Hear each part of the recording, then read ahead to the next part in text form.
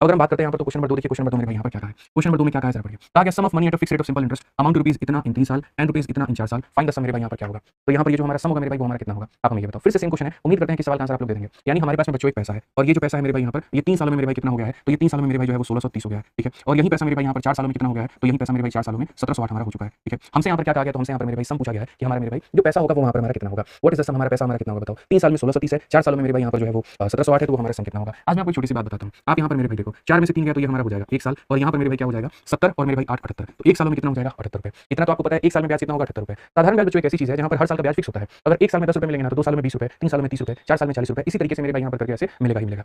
तो अगर हम मेरे भाई देखें 1 साल में 78 तो मेरे भाई 3 साल में कितना हो जाएगा, तो बोलेंगे 3 × 8 24 मेरे भाई, 3 × 7 21 और 2 हमारा 23 हमारा इतना मिलेगा। क्या मैं सही हूं, आप मुझे बताइए। साधारण ब्याज की निश्चित दर पर एक धनराशि में 3 वर्ष में प्राप्त निश्चित इतना है और 4 वर्षों में इतना है, वो धनराशि ज्ञात करिए। एकदम सटीक हमने निकाला मेरे भाई यहाँ पर कि हमें इस गैप में से इस गैप को माइनस करना है तो ये आएगा, और इस गैप में से इस गैप को माइनस करना है तो ये आएगा, और ये हमारा बराबर होगा। 1 साल में 78 है तो 3 सालों में हमारा 234 हो जाएगा बच्चों, ठीक है। अब अगर आप देखते हैं यहाँ पर तो कितना आसान हो जाएगा, आप मुझे बताओ। यहाँ पर सर 10 में से 4 गया तो सर 6 आ गया है, 12 में से 3 गया तो सर हमारा 9 आ गया है, 5 में से 2 गया तो सर 3 आ गया और 1396 रुपए का मूलधन है। कौन सा ऑप्शन है सर यहाँ पर, ऑप्शन नंबर सी पर कहूं ना प्यार है, ठीक है, सी पर कहूं ना प्यार है। तो हम